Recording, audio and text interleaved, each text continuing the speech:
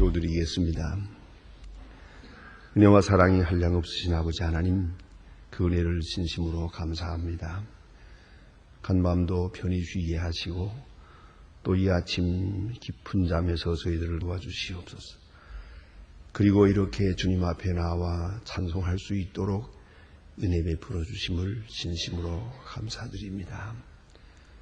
잘 때는 죽은 자와 같은 저희들이 오나 우리의 생명과 우리의 심장과 우리의 호흡을 지켜주시는 중에 이렇게 편히 쉬게 하시 다시 맑은 정신을 차릴 수 있도록 하루하루 인도해 주시는 것을 진심으로 감사합니다. 그 언젠가는 잠들고 깨어나지 못할 때가 있기 오늘 아침에는 깨어날 수 있게 하소서오니 이 은혜를 감사드립니다. 주께서 우리를 생명을 연장시켜 주시는 것은 우리의 죄를 사하심이요 우리의 과거를 묻지 아니하심이요 그리고 우리에게 향한 하나님의 계와 사명이 있음임을 믿습니다. 주께서 부족하고 허물 많은 저희들을 오늘도 사용하시는 중에 하나님의 크고 위대한 역사를 조금이나마 우리가 한 모퉁이에서 이루며 살아가게 하시오니 진심으로 감사하옵나이다.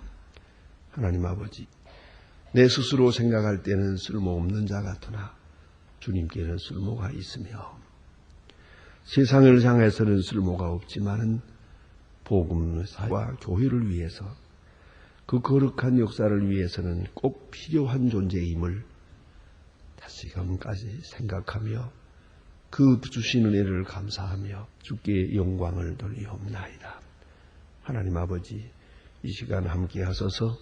각자의 마음속에 성령으로 강하게 역사하시는 중에 모든 그릇된 생각이나 고정관념이나 고착적인 생각을 다 버리고 밝은 마음으로 주를 영접하게 하시고 항상 개척자적인 마음 혹은 개혁적인 의식을 가지고 밝은 미래를 환영하며 살아 역사하시는 주님의 거룩한 역사를 가하고 그 역사에 내 몸과 마음과 뜻을 다 바칠 수 있는 거룩한 주님의 백성들 되게 하옵소서. 멀어지고 있는 과거를 무서워하지 않게 하시고 이제 앞으로 가고 있는 미래를 환영하면서 살아가는 저희들이 되게 해 주시옵소서. 우리의 어리석은 생각을 바로잡아 주시고 우리의 굳어진 마음을 열어주시옵소서. 항상 창조적인 역사로 주님의 거룩한 역사 받아들이며 환영하며 또 자원하는 마음으로 주의 뜻을 따라 살아가게 하옵소서. 하나씩 주님의 뜻을 이루되 억지로 이루는 자 되지 말게 하시고 기쁨과 감사와 찬송으로 이룰 수 있게 도와주시옵소서. 오늘도 하나님의 말씀 바로 전하며 바로 들을 수 있게 하시고 저희 교회가 교회된 본분을 다하게 도와주소서. 이 교회에서 전해진 말씀을 듣고 모든 사람이 구원을 받고 교회에 찾아오는 많은 심령들이 수생함을 얻으며 중생함을 얻으며 그리고 주의 사람으로 쓰여지게 하옵소서. 하나님 아버지, 오늘도 함께 하시는 중에 이 나라에 되어지는 모든 일 하나하나 다 돌보시고 앞에 있는 이 네 가지 큰 사건도 주 은혜 가운데 치루어질 수 있게 하시고 혼미한 데 있고 무엇인가 그릇되는 것 같은 위기를 느끼고 있습니다. 하나님, 잘못된 것은 잘못된 것으로 실패한 것은 실패한 매듭 짓고 새로운 역사를 창출하게 하옵소서. 지도자들에게 밝은 총명과 지혜를 주시고 밝은 부패와 또 권모술수와 지난날의 그 그릇된 방법들을 다 버리게 하시고 이제는 정직과 성실함으로 임하게 하시고 미래를 하나님께 맡기고 다만 오늘의 진실을 추구하는 주님의 사람들 되게 하옵소서. 자비하신 주여, 오민이 한 마음 한 뜻 되게 하시고 부지런하고 겸손한 백성 되게 하여 주시고 모든 불의와 타락에서 벗어나시고 밝은 주를 섬기게 하옵소서. 하나님 아버지, 오늘도 해외 여행 중에 있는 사람들, 또 군문에 나가 있는 젊은이들, 그리고 공부하는 자녀들, 유학생들 하나하나 다 돌보시고 눈동자와 같이 지켜주시며 실족지 않게 믿음 위에 굳게 세워주시옵소서. 특보하오니 병중에 있는 분들과 슬픔을 당한 가정들, 그리고 여러 가지 가정의 어려운 문제로 인해서 고민하는 분들, 주님 앞에 기도하는 그 간절한 기도를 들어주시고 큰 위로와 밝은 지혜와 은총을 베푸시옵소서. 주여, 이 날이 복되게 하시고 아름다운 일들을 경영하고 좋은 소식을 듣는 날이 되고 또한 우리 좋은 소식을 전하는 사람들 되게 하옵소서. 주 그리스도의 이름으로 기도드립니다. 아멘. 하나님의 말씀 계속해서 마가복음 2장 보겠습니다. 마가복음 2장 어제 읽고 다 해석하지 못한 부분이 있습니다. 그래서 오늘 다시 보도록 하겠습니다. 마가복음 2장 21절로부터 22절 두 절만 보게 됩니다. 마가복음 2장 21절로 22절입니다. 다 같이 봉독하시겠습니다. 생배 조각을 낡은 옷에 붙이는 자가 없나니 만일 그렇게 하면 이운 것이 낡은 것에 당기어 헤어짐이 더하게 되느니라. 생물 가가죽 부대를 넣는 자가 없나니 만일 그렇게 하면 새 포도주가 부대를 터뜨려 포도주를 부대를 버리게 되느니라. 오직 새 포도주는 새 부대에 넣어야 하느니라. 아멘. 우리는 어제 아침에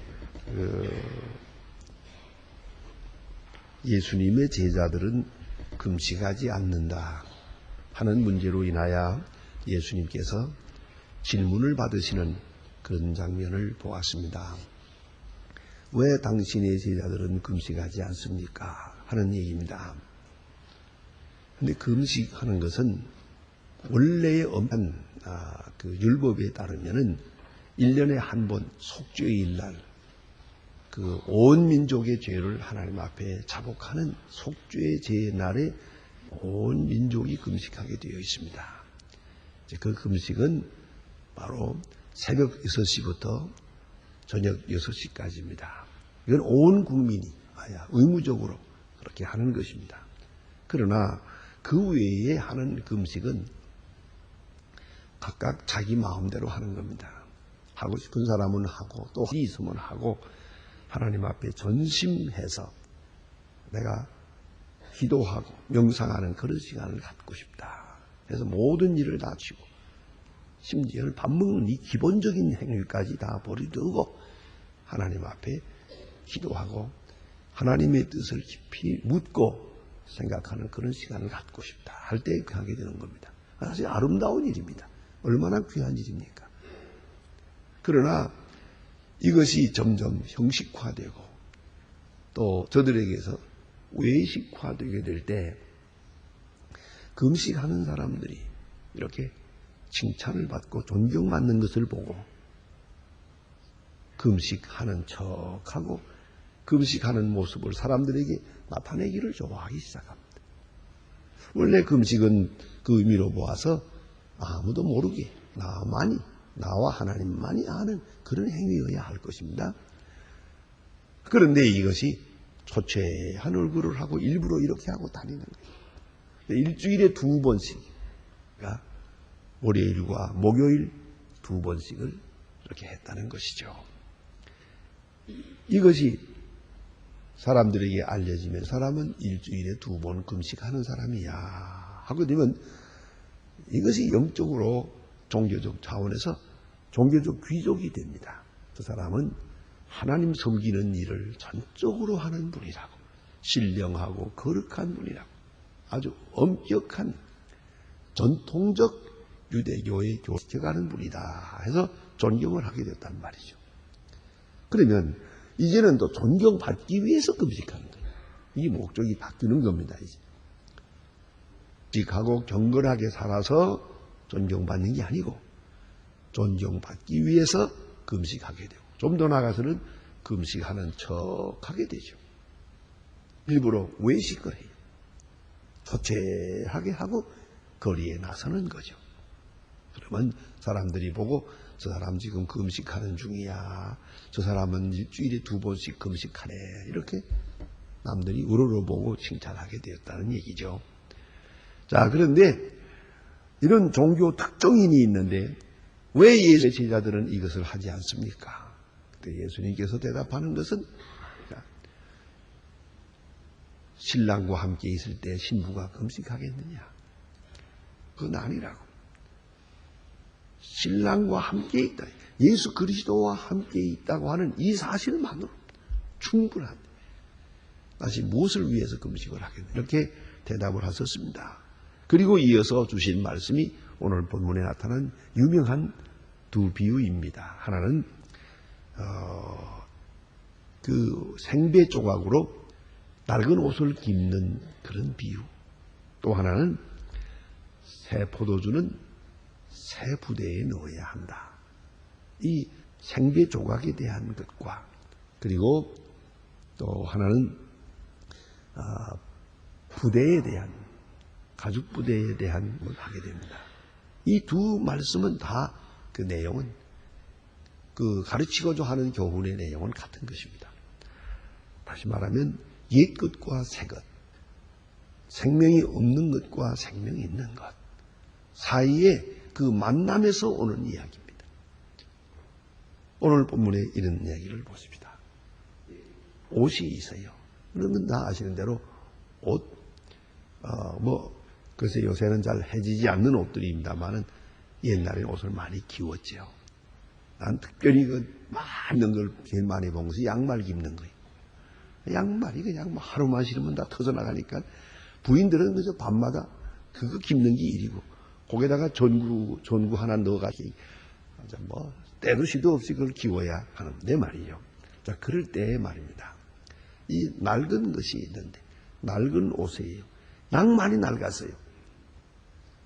거기다가 생헝겊 조각을 갖다가 대고 기우면은 이건 잘못하는 거예요. 그러면 서로 잡아다녀서 마침내는 낡은 옷이 더 찢어져요. 그러니까 낡은 옷에는 낡은 옷을 내버리지 말고 두었다가 그걸 잘라가지고 갖다 대고서 기워야 이 둘 다 무사합니다. 같은 정도에서 이렇게 만나야 무사하단 말이에요. 그러니까 근데 새 옷인데, 아주 새 옷인데 어쩌다가 그만 이렇게 찢어졌어요. 그럴 경우 그것을 깁는다고 할 때는 또 이건 새 헝겊 조각을 갖다 대고, 그리고 이게 무사하단 말이에요. 그러니까 낡은 옷에는 낡은 헝겊을 대야 돼요. 새 옷에는 새 그 헝겊 조각을 갖다 대고 기워야 한다. 아마 예수님께서도 많이 해보신 것 같아요. 이건 아주 경험이 있는 얘기예요. 여기 경험 없는 사람들 지금도 못 알아듣고 있잖아요. 뭘 기워봐서야 알지. 다음날 세탁소에 갖다 맡기니까 이게 문제 옷이다. 아무튼 그게도 예술이 있고 그게 아주 깊은 사랑이 있답니다. 그런데 자, 이렇게 이제 정성을 들여서 이제 깁는데 그 지혜가 필요하거든요. 낡은 옷에는 낡은 감이 있어야 돼. 그래서 양말 같은 것도 낡은 양말 다 털어진 것도 내버리지 않고 뒀다가 그걸 잘라서 이렇게 대고 깁고 이렇게 하는 거. 그런 지혜가 있어야 되는데, 다만 낡은 것과 새 것의 만남, 이제 문제가 있다는 것이죠. 그럴 때에 새 것이 낡은 것을 터뜨리는 것이죠. 그래서 예를 들면 마틴 루터가 종교개혁을 할 때 새로운 교리를 들고 나옵니다. 아주 개혁적 교리를 가지고 나올 때 낡은 당시 가톨릭 교회의 교리가 이것을 감당할 수가 없었어요. 결국은 터졌어요. 결국은 찢어지고 터져서 개신교라고 하는 우리 이 교회가 생긴 거예요. 감당할 수가 없으니까요. 여기서 문제가 되는 거예요. 또 한 가지 오늘 본문에 나타난 대로 보면 가죽부대에 대한 얘기를 하십니다. 그것은 지금 같은 우리가 그릇뜨기들이라면은 이 문제가 없는데, 옛날에는 가죽부대라고 하는 그릇이 지금도 있습니다. 그런데 그 사람들은 양을 잡아서, 그게 주식이니까 양을 많이 잡거든요.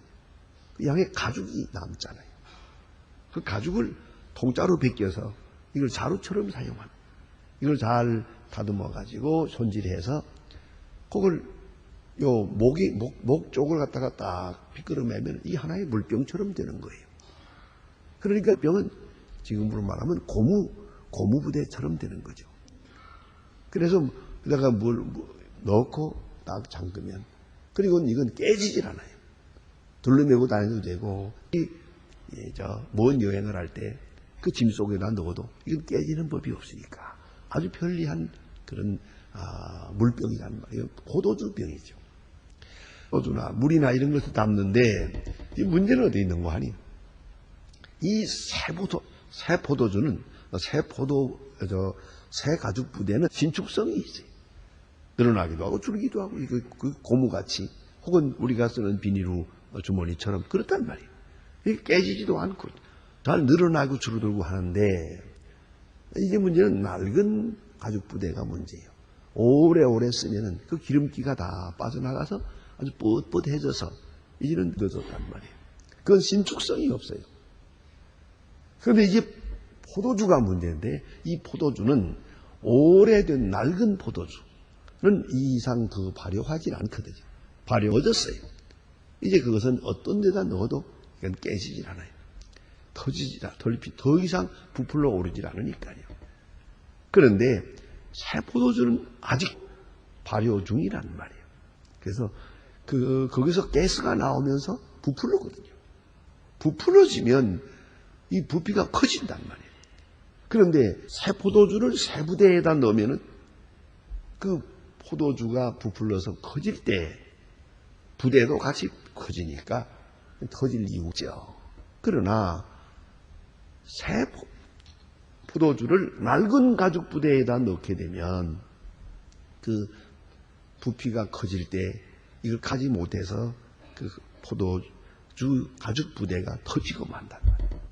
그러면 포도주도 버리고 가죽 부대도 버리게 된다. 하나 참 실감이 나는 얘기입니까? 그 당시 생활 풍속에 있는 얘기거든요. 그런 거로 언제나 새 포도주는 새 부대에다 넣어야 되고, 오래 묵은 낡은 포도주는 낡은 부대에 넣어도 된다. 이 그들의 상식이에요. 이런 평범한 이야기를, 그 소중한 진리를 가지고 말씀합니다. 이제 이 고정화된 것, 이 고정화된 사람, 이 사람이 새로운 진리를 받으려고 할 때 문제가 되는 거예요. 그럴 때는 내 마음을 열어야 됩니다. 그야말로 부대가 터지는 것 같이 마음을 열어야만 받아들일 수가 있는 것이에요. 그렇지 못하고 옛 생각을 그대로 가지고 있다. 자꾸만 여기 문제에 걸리는 거예요. 그래서 새 포도주는 새 부대에, 아주 유명한 말씀입니다. 고착 상태라고 하는 말이 있습니다. 픽스라고 하는 말이 있는데, 그 고착 상태라고 하는 건 심리학적 용어입니다만은 그 원래의 그 배경은 이렇습니다. 어린아이들이 어렸을 때 이렇게 어머니의 젖꼭지를 물고 젖을 빱니다만은, 이 젖꼭지가 없을 때는 젖을 빨고 싶은 상태에서 손가락을 빨잖아요.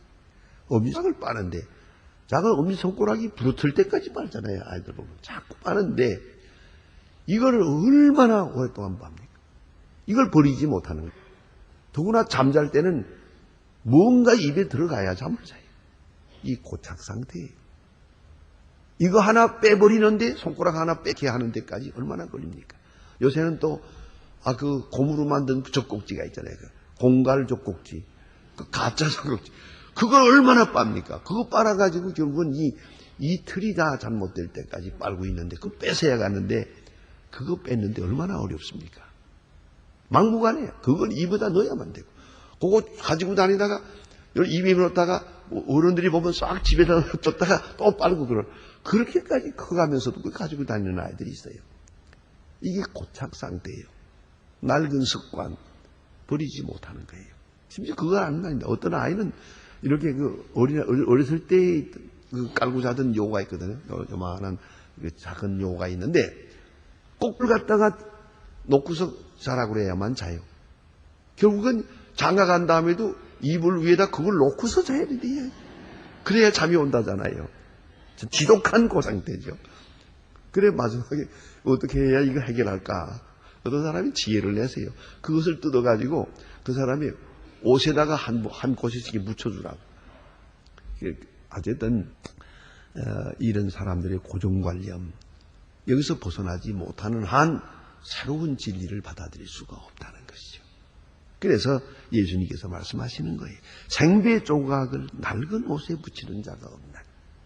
또 새 포도주는 새 부대에 넣어야 된다. 낡은 부대에 너희들의 그 고정관념, 그 낡아 빠진 생각, 그 전통적인 그 유대교적 관습에 따라서는 이 복음을 수용할 수가 없는 것이다. 그런 거로 회개하라. 회개가 뭡니까?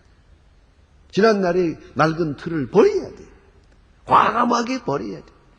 아니 몇백 년을 가 내려왔든지, 아니 내가 평생 지지하고 생각했던 거라도 버려야 돼. 그게 아주 중요합니다. 공부하는 법에 대해서 쓴 책에 그런 말이 있습니다. 공부라는 어떤 의미에서 마치 배를 타고 항해하는 것과 같다. 배를 타고 지금 앞으로 가게 돼. 그러면 옛 것을 버려야 되잖아요. 옛 항구를 떠나고야 새 항구는 거 아닙니까? 옛 항구에다가 밧줄을 매놓고 그리고 아무리 노를 전다고 앞으로 가겠습니다. 그렇게 공부하는 사람은 멍청한 사람이에요. 그게 무슨 소린가 하니 책을 볼 때는 일단 밧줄을 풀어야 돼. 내가 이미 매여있던 생각은 지금까지 좋게 생각했던 걸 다 풀어버려. 확 풀어버리고 그 다음에 노를 져야 돼. 그러면서 계속 새 것을 추구해 나가야 돼. 그래야 공부가 되는데 그 책을 보면서 옛 것에 매여가지고 이거 말도 안 돼. 에이 이걸 무슨 책이라고 썼나? 이건 안 된 학설이야 이거는. 이런 생각을 하면서 보면 죽을 때까지 보아도 한 가지도 깨닫는 게 없다는 거 아닙니까? 그게 얼마나 중요한 얘기입니까? 그와 같이 우리가 가진 낡은 상태, 이게 문제인데 그러면 낡았다는 건 뭘 또 의미하느냐 하는 것이에요. 그것은 같은 행위가 반복되면서 문화화되고 같은 일을 자꾸 하게 되면 자기도 모르게 그 어느 사이에 문화화되면서 그 다음 그것이 교리화됩니다. 자기 자신에 대하여 교리화되고 그것이 정설이 됩니다. 그러면 그 다음에 거기에 이것이 점점 형식주의로 바꾸어집니다. 내용은 없어지고 형식만 남게 됩니다. 그 다음에 외식주의가 됩니다. 이것을 자기가 가진 그 의지나 지식을 자랑하게 됩니다. 나는 이렇다. 그 다음에 또 지조를 지킵니다. 그것을 신념을 가집니다. 이게 교리화된 것입니다. 그래서 제가 늘 말씀드리는 거지만 어리석은 자가 소신껏 사는 것처럼 답답한 일이 없다. 안 그래요? 잘못된 사상을 옳은 줄 알고 거기다 목숨을 걸어요. 그리고 지조 있게 산대요. 나는 한 번 시작한 일을 굽히는 일이 없어요. 자랑 같지만 세상에 미련한 짓입니다. 고칠 것은 고쳐야지. 버릴 것은 버려야지. 그 고집이 무슨 의미가 있어요? 그런데 그 고집을 자기 오리로 삼아요. 자기 신조예요. 자기 명예예요. 이게 무너지는 순간 다 무너지는 거로 생각을 해요. 나는 그것밖에 없는데 내가 평생 숭상해왔던 그 하나뿐인데 이것까지 나보고 버리라고 그러면 죽으라는 거나 마찬가지다. 그럼 죽어야지. 그럼. 그걸 알아야 됩니다. 이 형식화되고 의식화됩니다. 그렇게 될 때는 여기서 벗어나기가 어려워집니다. 자기가 만든 함정에서 자기가 만든 틀에서 자기가 벗어나지 못, 자기가 만든 덫에 걸려서 자기가 고생해요. 그게 문제였어요. 벗어나지 못해요. 요새 담배에 대한 아주 아마 그런 캠페인을 벌이는가 본데 뉴스 시간마다 담배에 대한 얘기예요. 이렇게 나쁘고 저렇게 나쁘고. 근데 어제는 재미있는 얘기가 있더라고요. 북한의 그 사람들 담배 지독하게 많이 피우거든요. 그래. 그 김정일 씨가 담배 떡 누구 나와서 담배 물 이렇게 소리다 들고 그냥 어쩌고 얘기하고 있는 걸 그렇게 보여주더라고요. 그런데 당의 명령으로도 담배는 못 끊게 못 하더라. 이것만은 자유를 주었다. 세상에 자유가 하나도 없는데 북한에는 담배 끊는 것만은 그건 자유래. 그랬다고 그래. 진정되는 말로 하더라고요. 사실이에요. 그거 하나 끊는 거 안 피우는 것만 아니에요. 그거 또 없어도 못 피우는 거고. 근데 이거 하나 이렇게 힘이 든단 말이에요. 옛날 습관에서 벗어나는 거. 단순한 습관이거든요. 이게요. 옛 것에 그냥 매이는 거예요. 그러니까 예수님을 만나서 새로운 교리를 듣는데 들을 수가 있네요. 그러니까 안식일이 문제가 되고 금식이 문제가 되고 그들의 생각이 계속 부딪히는 거예요. 낡은 부대 터져야 돼요. 터져야 들을 수밖에 없어요. 새 부대를 준비해야 돼요. 새 마음만, 아주 완전한 새 마음으로만 예수님의 교리를 받아들일 수가 있었던 것이에요. 그래서 예수님께서 말씀하십니다. 새술은 새 부대. 얼마나 중요한 말씀인지 모릅니다. 옛것, 익숙한 것, 고착 상태가 되었던 그 과거, 그로부터 빨리 벗어나야 새로운 세계를 만날 수가 있는 것입니다. 기도하십시다.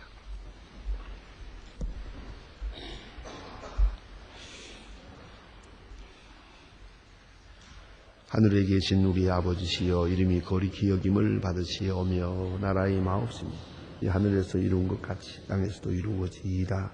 오늘날 우리에게 일용할 양식을 주옵시고 우리가 우리에게 죄인 자를 사해 준 것 같이 우리 죄를 사해 주고 우리를 시험에 들게 하지 마옵시고 다만 악에서 구하옵소서. 내게 나라와 권세와 영광이 아버지께 영원히 있사옵나이다. 아멘.